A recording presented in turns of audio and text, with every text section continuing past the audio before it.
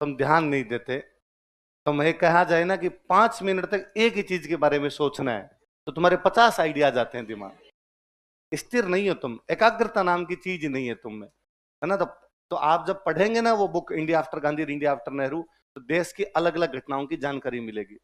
देश के बारे में एक समझ सिविल सर्वेंट के अंदर होनी चाहिए। कम से कम जो RS IAS की तैयारी करे उनके अंदर एक समझ होनी चाहिए कि क्या क्या चीजें हैं। पहले ऐसा माना जाता था कि IAS की तैयारी करने के लिए वे लोग आते हैं जो BA MA PhD सब कुछ कर लेते हैं। तो बंदा सब कुछ करके यहाँ पे आता, तो उसके धक्के खाए हुए थे, सब बातें उसको आया करती थी, फिर टीचर पढ़ाता, उसको सब कुछ समझ में आ जाता। तुम्हारे साथ भयंकर प्रॉब्लम है कि तुम RBI नाम भी यहीं आके सुनते हो। इवन तुमने ये भी कभी ध्यान नहीं दिया होता कि नोटों पे साइन किसका चल रहा है।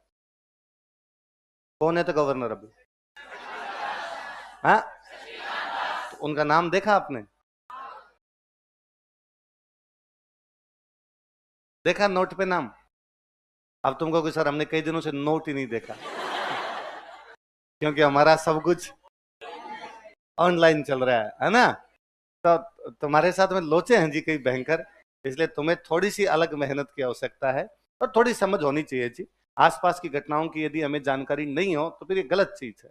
फिर हम में और एक सामान्य कोई व्यक्ति कोई काम कर रहा है, दूसरा एक सुबह आता है दुकान खोल के शाम को वापस चला जाता है, उसमें हम में कोई अंतर नहीं है। इतनी बातें वो जानता है, इतनी बातें हम जानते हैं। 4 नोट्स पढ़ गए, हम 4 बातें सीख गए, तो नोट्स पढ़ गए वो भी सीख सकता है। थोड़ी आसपास की घटनाएं पता होनी चाहिए। इसलिए एक तो कोशिश करना, मैंने अखबार का 2-3 बार का, हालांकि नहीं पढ़ते आप, मैं पुनः गारंटी देता हूं पढ़ेंगे भी नहीं, आप कभी नहीं पढ़ेंगे अखबार। पर और करना, यदि आप मोबाइल का भी इस्तेमाल करते हैं, मैंने कहा था बंद करें पर आप नहीं करेंगे उसको भी बंद। उसमें यूट्यूब पे जाइए, एक आता है BBC हिंदी। क्या आता है? BBC हिंदी का एक कार्यक्रम आता है 30 मिनट का दिन भर। क्या कार्यक्रम आता है? तो आप जैसे खोलो अपना मोबाइल, खोलो सारे, यूट्यूब पे जाओ, लगाओ BBC हिंदी। अरे नहीं करना है सब्सक्राइब, क्यों करना है? मत करो आपने सब्सक्राइब, मेरा नहीं किया हुआ पर मैं सुनता हूं उसको डेली। अपने को सब्सक्राइब, BBC हिंदी मुझे पसंद ही नहीं है, पर फिर भी मुझे लगता है कि नहीं, सिविल सर्विस की तैयारी करने के लिए इस प्रकार की चीजें होनी चाहिए। खोला BBC हिंदी आपने यूट्यूब पे? BBC तो लिख लोगे, है ना, ऐसा कुछ पेज आएगा आपके, BBC हिंदी पेज आ रहा है, पेज खोल लो उस पेज को। उस पेज में एक आएगा लाइव, उसमें 4-5 यूं है, होम, वीडियो, शॉर्ट्स, लाइव। एक उसके अंदर ऊपर ही ऊपर ऑप्शन आ रहा है जहां सब्सक्राइब लिखा आ रहा है, उसके नीचे आ रहा है लाइव। लाइव आ रहा है। अब उसमें डेली का ये कार्यक्रम है ना। जैसे अब सबसे पहले वाली न्यूज क्या आ रही है आप ये बताओ देखे? हिमाचल की सियासी उठा पटक कहां तक जाएगी, यही आ रही है आपके, है ना। ये 30 मिनट का कार्यक्रम, ये कल का है ना, ये कल का है। इसके नीचे परसों वाला है, उसके नीचे उसके अगले दिन वाला, अगले दिन वाला है, आज शाम वाला भी, आज वाला जो आज शाम तक अपडेट हो जाएगा इसके ऊपर। ये सुना करें डेली। इसमें क्या है, देश दुनिया में क्या चल रहा होता है उस पर बातें होती है। बताओ देखिए, हिजबुल्लाह का नाम किस किसने सुन रखा है? क्या है हिजबुल्लाह? कहां का? दुनिया में भारत से बाहर भी जगह है। हिजबुल्लाह कहां का संगठन है? हाँ हाँ, अरे शांति,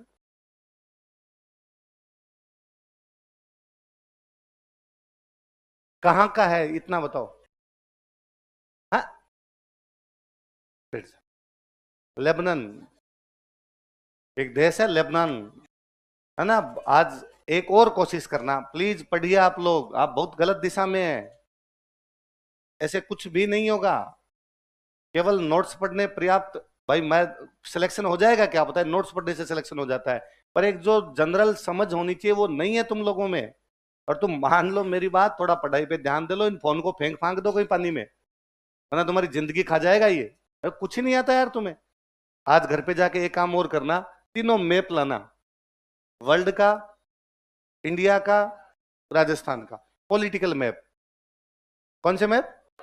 राजनीतिक मैप लाना, अपने रूम के अंदर उनको दीवार पे लगाना, और हैबिट डालना कि डेली 15 मिनट तक मैप देखेंगे। कुछ नहीं करना, केवल उसको देखना है मैप को, केवल उसको देखना है। शुरू करना नॉर्थ अमेरिका से, यहाँ पर नॉर्थ अमेरिका, उससे शुरू करना। केवल देशों को देखना कि, और कुछ नहीं करना। ये ऊपर इधर दिया हुआ है कि कनाडा दिया हुआ है, ये US दिया हुआ है, ये मैक्सिको दिया हुआ है, फिर एक लंबी सी यूं मिलेगा आपको। उसमें अलग अलग देश मिलेंगे। इसमें पनामा दिया हुआ है, निकारागुआ दिया हुआ है, कोस्टारिका दिया हुआ है, अल सल्वाडोर दिया हुआ है, होंडुरास दिया हुआ है, बेलीज दिया हुआ है, ग्वेटेमाला दिया हुआ है। फिर यहाँ पर कुछ देशों का एक समूह होगा, यहाँ पर कुछ देशों का समूह होगा। आप देखेंगे उनके नाम मिलेंगे, लेसर एंटिलीज, ग्रेटर एंटिलीज, उनमें देशों के नाम मिलेंगे। जमैका मिलेगा, बारबाडोस मिलेगा आपको, त्रिनिदाद एंड टोबैगो मिलेगा, क्यूबा मिलेगा, वेनेजुएला वेनेजुएला नहीं, क्यूबा मिलेगा, ऐसे कई देश मिलेंगे। ये पूरा नॉर्थ अमेरिका हो जाता है। फिर आप नीचे इसके जाओगे तो साउथ अमेरिका आएगा। अब धीरे धीरे साउथ अमेरिका को याद करो, नीचे से याद करने शुरू करो कि ब्राजील है, अर्जेंटीना है, चिली है, उरुग्वे है, प्रागवे है, ये आपका कोलंबिया है, वेनेजुएला है, इक्वेडोर है, सारे ये धीरे धीरे देश याद करो, ताकि जब मैं ये कहूं कि हिजबुल्लाह लेबनान का है तो आपके दिमाग में आए कहां है। जब तक दिमाग में चीजें स्पष्ट नहीं होती है तब तक उन चीजों को बात करने का कोई मतलब नहीं होता। इसलिए मैंने कहा कि मैंने जब बोला कि रमाकांत मालवीय मदन मोहन मालवीय के बेटे, इस सूचना का कोई अर्थ नहीं है जब तक हम मदन मोहन मालवीय को ना जाने। वरना ये कह के मैं निकल जाऊं रमाकांत मालवीय मदन मोहन मालवीय के बेटे, तो हर कोई आदमी किसी ना किसी का तो बेटा है, इसमें क्या फर्क पड़ता है। पर यदि मैंने बोला है कि रमाकांत मालवीय मदन मोहन मालवीय के बेटे, इसका मदन मदन मोहन मालवीय बहुत बड़ी चीज है, इसलिए उनका नाम बोला जा रहा है। और यदि वो बहुत बड़ी चीज है तो हमें उनके बारे में जानना चाहिए। हिजबुल्लाह वाला इसलिए कह रहा था मैं आपके कि कल वाले समाचार में न्यूज है हिजबुल्लाह की। अब यदि कोई ये समाचार ही सुनता 30 मिनट का तो देखता कि यार हिजबुल्लाह कोई एक उग्रवादी संगठन है, उसने लेबनान को लेके ऐसा कुछ कहा है, इसका मतलब लेबनान में, तो अपनी वापस रुचि जागती कि यार ये लेबनान कहाँ पर है ये देखा जाए, तो हम उसको वापस देखते कि यार लेबनान कहाँ, तो देखते कि यार ये मेडिटेरियन सी, यहाँ पर आपका भूमध्य सागर, और फिर यहाँ पर यूं देश बने हुए हैं कि ये कोई सीरिया है, ये कोई आपका लेबनान है, ये इजराइल है, ये जॉर्डन है। मुझे याद है 2017 में आईएएस प्री का क्वेश्चन था, इनमें से कौन से देश की सीमा भूमध्य सागर के नहीं मिलती है, कौन से देश की बाउंड्री मेडिटेरियन सी से नहीं मिलती। 4 दे दिए उन्होंने, इजराइल, सीरिया, लेबनान, जॉर्डन। अब किसकी सीमा नहीं मिलती? क्या कोई ज्योग्राफी का टीचर ये समझा सकता कि किसकी सीमा मिलती है और किसकी नहीं मिलती? क्या किसी क्लास में ऐसा पढ़ाया जा सकता है कि साहब इसकी सीमा तो मिलती है और इसकी सीमा नहीं मिलती है? ये हमें मैप रीडिंग करनी पड़ेगी।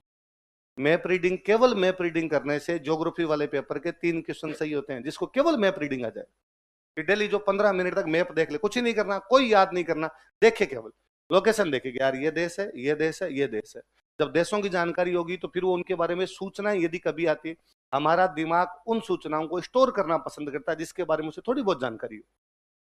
कि मैं कहूं यही, मैं अभी मैंने रमाकांत मालवीय, मैंने कहा मदन मोहन मालवीय बेटे, इसके अलावा यदि मैं और कोई ऐसी सूचना बोलता तो आपकी पढ़ी हुई, आपका दिमाग हाथों हाथ लेता उसको। हाँ यार इस आदमी के बारे में 3 बात मैं जानता हूँ, एक बात सर ने और बता दी। क्या आप गांधी जी के बारे में जानते हैं? यदि मैं कहता हूँ गांधी जी के 4 बेटे थे तो आपके दिमाग में आता है हाँ यार गांधी जी के 4 बेटे। और मैं कहूँ यार जमनालाल बजाज को इसलिए हम 5वां बेटा कहते हैं। जानकारी दुरुस्त होती है, जानकारी सही जाके जगह जाके बैठ जाती है। तो इसलिए थोड़ी थोड़ी जानकारियां चीजों की होनी चाहिए। जब एक बेस बना हुआ होता है तब पढ़ाना सरल हो जाता है। वरना जो मैं पहले कहता हूँ कि आपके पेरेंट्स जब यहाँ पे आते हैं, आप जब आते हो तो आप कहते हो सर हमारी कोई तैयारी नहीं है, क्या आप 0 लेवल से पढ़ाते हैं? हम 0 से नहीं पढ़ा रहे हैं, -50 से शुरू कर रहे हैं आजकल, तो -100 पे हो, इसलिए और खाडे में जाना पड़ेगा हमें और गहरा उतरना पड़ेगा। इसलिए थोड़ा थोड़ा दीजिए, मैप रीडिंग डेली कीजिए। मुझे याद है उसी एग्जाम में, उसी साल 2017 के आईएएस का प्रीलिम्स में एक क्वेश्चन और था कि इनमें से कौन सा एक द्वीप भारत के सर्वाधिक नजदीक है? तो उन्होंने ऑप्शन दे रखे, एक दे रखा श्रीलंका, एक उन्होंने दे रखा जावा, एक उन्होंने दे रखा सुमात्रा, और एक पता नहीं और कोई द्वीप दे रखा था, या आप मान लो इनमें से कोई नहीं, इस प्रकार का दे रखा था। सामान्य यदि किसी स्टूडेंट से पूछा जाए कि यार भारत के नजदीक कौन सा है, तो उसे लगेगा श्रीलंका, क्योंकि भारत एकदम श्रीलंका पास में पड़ा है। पर यदि कोई मैप रीडिंग करेगा तो वो ध्यान देगा कि श्रीलंका से भी नीचे अंडमान निकोबार है, और अंडमान निकोबार भारत में है। अंडमान निकोबार के ज्यादा नजदीक जो लग रहा है वो लग रहा है इंडोनेशिया। इंडोनेशिया यू लंबा द्वीप है, यू लंबा द्वीप है। ये अपना मान लो इधर अंडमान निकोबार है, उसका जो पहले वाला भाग है वो है सुमात्रा, फिर वाला भाग है जावा। इसका मतलब अपने ज्यादा टच कौन कर रहा है? सुमात्रा। सुमात्रा। 2 क्वेश्चन केवल आपके इसलिए सही हो जाते हैं क्योंकि आपने मैप देख रखा है, क्योंकि आप घर पे जाके डेली की डेली उस नक्शे को देख लेते हो, उस मानचित्र को देख लेते हो, इसलिए हैबिट डालिए। वरना ये आना जाना बाकी रहेगा आपका कि आप कोचिंग आते हैं, टीचर पढ़ाता है, आप वापस चले जाते हैं, उन चीजों को वैसे के वैसे याद करने की कोशिश करते हैं, वो आपकी याद नहीं होती। इसलिए आपके किसान आंदोलन के 8-8 पॉइंट कर पूरी क्लास को याद नहीं थे, क्योंकि आपको आसपास की चीजें नहीं पता है। जब तक आसपास की चीजें नहीं पता होगी समस्या रहेगी। इसका मतलब यह भी कतई नहीं कि मैंने आपको कहा कि भाई साहब India after Gandhi, India after Nehru पढ़ना, आपको लगे कि मैं एक दिन में खत्म कर दूं। नहीं पढ़नी, डेली 2 पन्ने पढ़ने, कहानी है उसमें, कहानियां पढ़नी वैसे भी अच्छी लगती है किसी बंदे को, 2-3 पन्ने पढ़ लिए, सोचा केवल उन पे, किसी से डिस्कस किया, यार आज 2 पन्ने पढ़े, इंडिया आफ्टर गांधी शुरू की, उसके अंदर था तो भाई देश आजाद हो रहा है, देश आजाद होने के बाद दंगे हो रहे हैं, पाकिस्तान से इधर आ रहे हैं लोग, यहाँ से लोग पाकिस्तान जा रहे हैं, उसमें इंटरव्यू छपे हुए लोगों के कि वहां से कोई पाकिस्तान से आया है, वो घर में 5 लोग थे, 3 लोग पाकिस्तान में मार दिए गए, 2 लोग यहाँ पर पहुंचे, उसका अनुभव क्या कहता है, वो कहाँ पे आके रुका था। चीजें धीरे धीरे जोड़नी सीखोगे। पाकिस्तान जब बना था तो पाकिस्तान के अंदर 2 हिस्से गए, इधर वाले गए, एक तो पंजाब गया और एक सिंध गया। कौन कौन सा गया? तो पंजाब से तो लोग पंजाब की तरफ आ गए, सिंध वाले कहाँ जाते? सिंध वालों की तो कोई जगह ही नहीं बची थी जाने के लिए, इसलिए सिंध वाले बेचारे पूरी दुनिया के अंदर ही घूमे। इसलिए जहां जहां अब पूरे भारत के अंदर है दुनिया, मतलब भारत, पूरे भारत में घूमे। अब वो जाए कहाँ, उनका घर कहाँ पर हो, तो सरकार ने उनके लिए कैंप लगाए। सरकार ने क्या लगाए? इसलिए आपके जयपुर में जगह है सिंधी कैंप। कौन सी जगह है? तो कभी ध्यान जाना चाहिए ना, इसकी इस जगह का नाम सिंधी कैंप ही क्यों है? इसका मतलब सिंधियों का कैंप लगा है। तो सिंधियों का कैंप क्यों लगा है? क्योंकि सिंधी पाकिस्तान से आए थे। तो पाकिस्तान से क्यों आए थे? क्योंकि विभाजन हुआ था। तो विभाजन क्यों हुआ था? तो कितनी सारी बातें दिमाग में आएगी। कभी दिल्ली जाना, दिल्ली पे गुरु तेग बहादुर मेट्रो स्टेशन है, जब उससे बाहर निकलोगे आप, बाहर निकलने के बाद कई टैक्सी वाले खड़े रहेंगे, वो आपको कहेंगे कैंप कैंप कैंप कैंप, 5 रुपए में कैंप। वो वापस कैंप है जहां पे सिंधी आके रुके, जहां पे पंजाबी आके रुके, पाकिस्तान के लोग जहां जहां गए उनके लिए क्या बनाए गए? कैंप। वो उन दिल्ली वाले जो लोगों का कैंप था, उनके लिए आंदोलन करने वाले एक नेता थे, उनका नाम था श्यामा प्रसाद मुखर्जी। क्या नाम था? उन्होंने कहा कि नहीं भाई, इन लोगों को कैंप में क्यों पटक रखा है, लुगाई टाबर कैंप में पड़े हैं, बीमारियां फैल जाती, बीमार हो जाते, इनको घर दो भारत सरकार। इसलिए उस जगह का नाम है मुखर्जी नगर। क्या नाम है उसका? जब श्यामा प्रसाद मुखर्जी के बारे में जानोगे तो पता चलेगा, श्यामा प्रसाद मुखर्जी उसमें सरकार के खिलाफ लड़ रहे थे, कांग्रेस के खिलाफ, इसलिए उन्होंने अलग पार्टी बना ली। उस पार्टी का नाम था भारतीय जनसंघ। क्या नाम था? उस भारतीय जनसंघ ने 1980 में अपना नाम चेंज किया, नाम रखा भारतीय जनता पार्टी। क्या रखा? आज की जो बीजेपी है, इसकी मम्मी जनसंघ है। पहले इसका नाम बीजेपी नहीं था, भारतीय जनता पार्टी नहीं था, इसका नाम क्या था? भारतीय जनसंघ। भारतीय जनसंघ स्थापित करने वाले श्यामा प्रसाद मुखर्जी। इसलिए बीजेपी बनी थी तब से। बाद में श्यामा प्रसाद मुखर्जी कश्मीर के लिए बहुत प्रयास करते हैं कि कश्मीर जो है वो पूरा भारत में मिलाया जाए, क्योंकि कश्मीर पहले पूरा अलग था, उसके लिए प्रयास करते हैं। इसलिए बीजेपी जब से बनी तब से बीजेपी वालों के नारे थे, जहां शहीद हुए मुखर्जी वो कश्मीर हमारा है। वही मुखर्जी उधर के लिए आंदोलन कर रहे थे, मुखर्जी ने जहां के लिए आंदोलन किया, जहां के लिए शहीद हो गए, वो कश्मीर हमारा। तो नारों का मतलब समझ में आएगा। भारतीय राजनीति बहुत ज्यादा नारों पर रही है। मतलब संडे कोई जोधपुर किसी कार्यक्रम में था, तो कोई पत्रकार बंधु मेरे साथ में थे, तो मैं उनको हंस रहा था, यार आजकल भारतीय राजनीति में अच्छे नारे नहीं आ रहे यार। किसी टाइम में भारतीय राजनीति में कितने नारे अच्छे आया करते थे। इंदिरा गांधी एक बार कर्नाटक में चुनाव लड़ने के लिए चले गए थे। जिस जगह से चुनाव लड़ने के लिए गए उस जगह का नाम था चिकमंगलूर। क्या नाम था? साउथ इंडिया में चुनाव लड़ा चिकमंगलूर। तो वहां पे नारे थे, एक शेरनी 9 लंगूर, चिकमंगलूर चिकमंगलूर। तो पता तो चलता है वो शेरनी कौन थी जो चिकमंगलूर से लड़के आई थी, इंदिरा गांधी। तो हमें एक जगह का नाम पता चलता है यार, चिकमंगलूर नाम की जगह कहां पर पड़ती है यार? साउथ इंडिया में इस प्रकार की जगह। इंदिरा गांधी वहां से चुनाव लड़ गए थे। वीपी सिंह राजा हुआ करते, वीपी सिंह अपने देश में प्रधानमंत्री बने, तो लोगों ने कहा राजाओं का राज वापस आ गया, और पहले राजाओं का मुश्किल से राज खत्म किया था, राजा को प्रधानमंत्री बना दोगे फिर तो मतलब ही क्या है, फिर तो राजशाही चलती रहती। वापस नारा दिया गया, राजा नहीं फकीर है, देश की तकदीर है। राजा नहीं है, क्या है? देश की क्या बना हुआ है? भारतीय राजनीति में नारे, भारतीय राजनीति के मुद्दे, ये सब हमें पता होना चाहिए। कई बार कोई स्टूडेंट कहता है मुझे पॉलिटिक्स में कोई इंटरेस्ट नहीं, मैं इनको क्यों पढ़ूं? इसलिए पढ़ना चाहिए कि इससे देश को समझने में मदद मिलती है। हमारे देश का इवोल्व कैसे हुआ है, हमारा देश किस प्रकार से विकसित हुआ, ये तभी जान पाएंगे जब उसके पॉलिटिक्स को देखेंगे। क्योंकि सारे सामाजिक आर्थिक मुद्दे, सांस्कृतिक मुद्दे वो पॉलिटिक्स के आसपास घूमते हैं। इससे ये बातें स्पष्ट होती है कि इस बार यदि बीजेपी ने 5 लोगों को भारत रत्न दिए, 2 को पिछली बार के लिए, 3 को इस साल के लिए, एक दिया कर्पूरी ठाकुर जी को, एक दिया लाल कृष्ण आडवाणी जी को, एक दिया चौधरी चरण सिंह जी को, एक दिया MS स्वामीनाथन जी को, एक दिया नरसिम्हा राव जी को। आप में से ज्यादातर लोगों को ये नहीं पता क्यों दे दिए इनको, कितने सालों बाद क्यों दे दिए। कब के आडवाणी जी को छोड़कर इनमें से कोई बीजेपी माइंडसेट का नहीं था। हमेशा हर पार्टी चाहती है कि उसके माइंडसेट के लोगों, उसके आइडियोलॉजी के लोगों उनको दिया जाए। ये तो बीजेपी आइडियोलॉजी के भी नहीं थे। इनमें ज्यादातर की कभी की मृत्यु हो गई है, आज क्यों बांट रहे हैं उनको? जब आप इनके बारे में पढ़ोगे तो पता चलेगा कि आज की पॉलिटिक्स इनसे किस प्रकार प्रभावित हो रही है। और हर पार्टी चाहती है कि उस पॉलिटिक्स को प्रभावित करके ज्यादा से ज्यादा वोट बटोरे जाएं। इनको दिए गए। बिहार में वोट लेने हैं तो कर्पूरी ठाकुर जी को दो। पश्चिमी उत्तर प्रदेश के अंदर किसान आंदोलन होने वाला है, पश्चिमी उत्तर प्रदेश में मुद्दा गरमाया हुआ है, चौधरी चरण सिंह जी को दिया गया। हालांकि चौधरी चरण सिंह जी और कर्पूरी ठाकुर भारत रत्न के योग्य हैं, उनको पहले मिलना चाहिए था। अब क्यों मिल रहा है जितने भी लोगों को मिला है, पर इसी टाइम क्यों दिया गया, उसका कारण है आज चुनावी साल है। तो चुनावी साल में इनसे क्या हो जाएगा, चुनावी साल में और किसी को क्यों नहीं दिया, उसके कारण ये है, अलग अलग कारण है। साउथ इंडिया को 2 दिए गए क्योंकि बीजेपी को अभी तक साउथ इंडिया में ज्यादा वोट नहीं मिलते हैं, इसलिए बीजेपी चाहती है साउथ इंडिया को कुछ ना कुछ कब्जे में किया जाए, इसलिए नरसिंह महाराव और एम एस स्वामीनाथन 2 को साउथ इंडिया से दे दिया गया। चीजें तब समझ में आएगी, वरना आपके लिए आंकड़ा है, वरना आप याद करते हो। इस बार भारत रत्न किसको दिया गया, नरसिंह जी, बार आई रहती है आपकी 5 नाम याद करने के लिए। और यदि थोड़ा बहुत भी पता होगा तो याद नहीं करने पड़ेंगे, रटने नहीं पड़ेंगे, आप स्वतः जानोगे इनको क्यों मिला।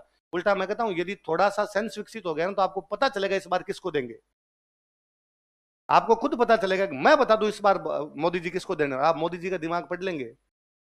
लोगों ने पहले ही कहना शुरू कर दिया था इस बार चरण सिंह जी को और इनको मिलेंगे, क्योंकि चुनाव की राजनीति को देखते साहब ये घटनाक्रम चल रहा है, ऐसा ऐसा कुछ होने वाला है, इनको मिलने की संभावना है। 99% लोगों ने पहले ही कह दिया, वैसा ही हुआ।